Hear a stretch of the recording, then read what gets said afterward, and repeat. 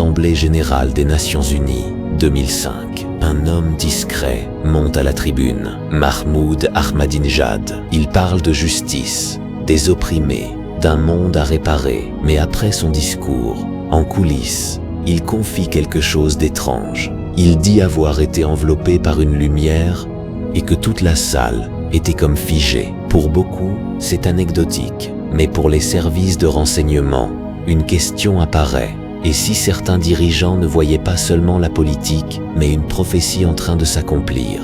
Car dans le schisme, une figure centrale existe. Le Mahdi, un guide caché, disparu enfant, il y a plus de 1000 ans. Selon la tradition, il n'est pas mort, il vit dans l'occultation, invisible, en attente. Et son retour ne serait pas paisible. Il viendrait après une période de chaos, guerre, effondrement, tromperie à grande échelle. Pendant des siècles, cette idée est restée religieuse. Mais en 1979, avec la révolution iranienne, elle prend une dimension politique. L'ayatollah Khomeini parle d'un monde à préparer, d'un ordre provisoire, en attendant le retour du Mahdi.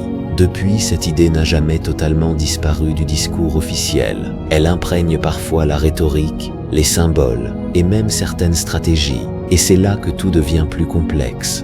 Car cette région du monde concentre aussi les attentes de 3 grandes religions. Les chrétiens attendent le retour du Christ. Les musulmans reconnaissent aussi Jésus, Issa, mais dans un rôle lié à la fin des temps. Et les juifs attendent un messie humain qui apportera paix et restauration. 3 visions différentes, mais toutes convergent vers la même région. Ajoutez à cela les interprétations politiques modernes et vous obtenez un mélange explosif. Car quand des acteurs croient participer à un scénario écrit d'avance, chaque événement change de sens. Une guerre peut devenir un signe, un accord de paix, un retard, un conflit, une étape nécessaire. Et c'est ce qu'on appelle un piège cognitif. Chaque camp peut interpréter les actions de l'autre comme une confirmation de ses propres croyances.